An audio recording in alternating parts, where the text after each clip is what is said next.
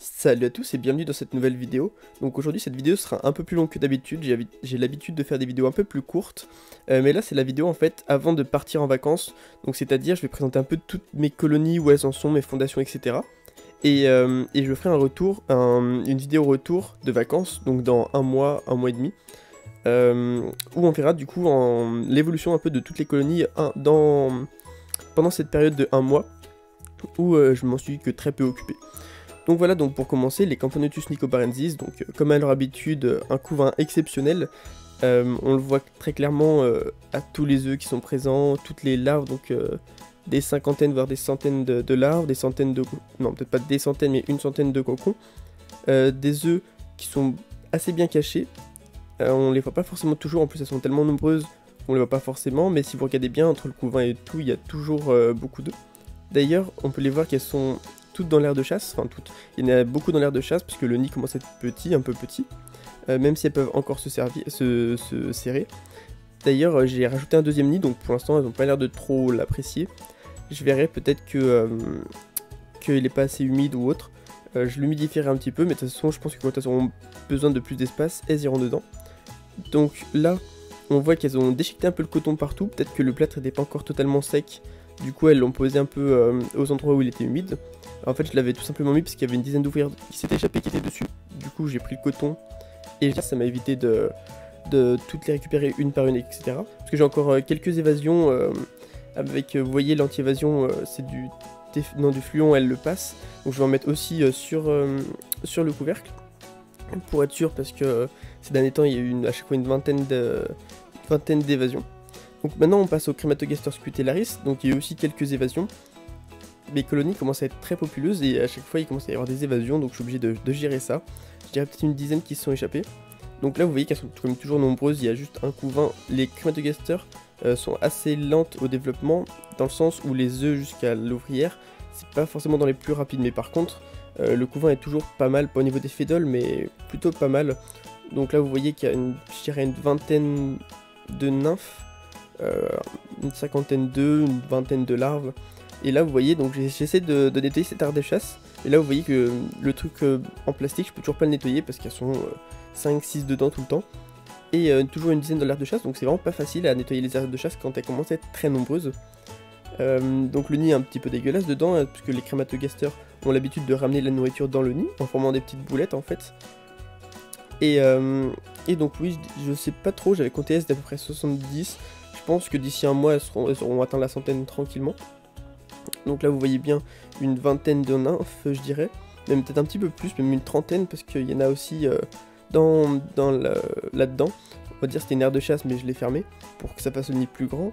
Une vingtaine de larves et un couvain, bah, juste vraiment pas mal. Au sujet des des Camponotus cruentatus, donc elles ont continué à bien se développer. Donc là elles sont 16, j'ai compté. Donc on peut voir les premiers ouvrières plus grosses, donc des beaux petits médias. Ça c'en est pas un, je vous montrerai tout à l'heure, mais en tout cas la couleur toujours aussi magnifique, un noir très mat, très sombre, avec un gastre avec une petite couleur orangée. Donc c'est vraiment magnifique.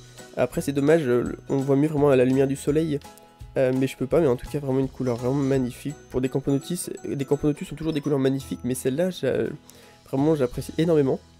Donc un couvain avec 5 ou 6 cocons, donc ça veut dire qu'elles vont passer là bientôt la vingtaine. Donc faut savoir que les Camponotus sont pas très rapides au développement. Là ça fait un an que je les ai, donc ça a été très long au début. Mais voilà, après je les chauffe pas forcément, etc. Donc voilà, c'est pas forcément le plus rapide, mais en tout cas, elles commencent à bien se développer. Donc là il y a, je sais pas, je dirais une dizaine d'œufs, quelques larves, et vous voyez 5 ou 6 cocons, même si elles sont dessus.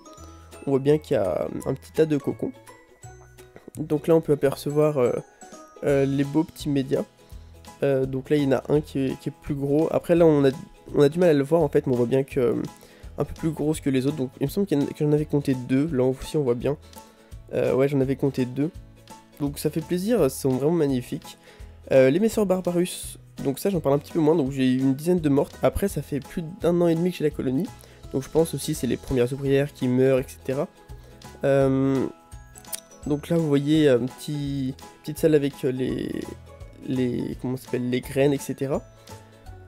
Je saurais pas dire du tout combien elles sont, je pense qu'elles sont toujours une centaine, c'est très difficile à dire dans ce nid là. Donc là on peut voir que bah, tout simplement comme toutes les fondations et colonies elles cachent le couvain, elles se mettent toutes dessus. Mais ouais, donc un couvain je peux pas vous dire combien, là même moi j'ai du mal à avoir en fait, on va dire un petit coup. Le couvain est pas exceptionnel pour des Messor Barbarus, peut-être les coups de chaleur, peut-être je sais pas trop, le couvain est pas exceptionnel mais en tout cas il y a un couvain. Donc ce nid par contre il est vraiment super sympa, le seul truc c'est que c'est très compliqué à nettoyer, parce que le trou est assez petit en haut, mais sinon il est très agréable à regarder. Je saurais pas vous dire combien elles sont. Donc je les nourris aussi avec toutes mes colonies et fondations, je les nourris avec un peu de tout, comme je le dis déjà, du blanc d'œuf, du jaune d'œuf, du steak, de la dinde, etc. De la jelly. Donc là c'est les fédoles, donc elles sont juste très très nombreuses, c'est très difficile de nettoyer l'aire de chasse. Elles sont tellement petites que dès que j'ouvre l'aire de chasse, ça s'agite de partout, il y en a de partout, dès que je veux nettoyer, donc c'est très compliqué. Je sais pas encore si je vais les garder, je vous avais dit que je voulais les vendre parce que je suis un peu lassé dans le sens où les petites, j'ai un peu de mal maintenant. Et voilà, les fédoles sont très... elles se développent très vite, elles peuvent mourir très vite, c'est assez irrégulier.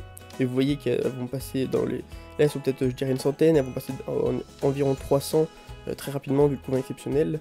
Les Camponotus titanus, donc là, deux ouvrières enfin, donc je suis super content avec des cocons, donc elles vont bientôt passer à 3, 4, 5 ouvrières. Et les Camponotus herculeanus, juste magnifiques. Non, Barbaricus, excusez-moi, les herculeanus sont au fond du placard en train de pondre. Donc voilà, j'espère que vous avez kiffé cette petite vidéo un petit peu plus longue que d'habitude. N'hésitez pas à liker, à commenter, vous savez que je suis en vacances au moment où je posterai cette vidéo. Donc voilà, j'espère que vous avez kiffé et on va se dire à la prochaine. Allez, bye bye tout le monde.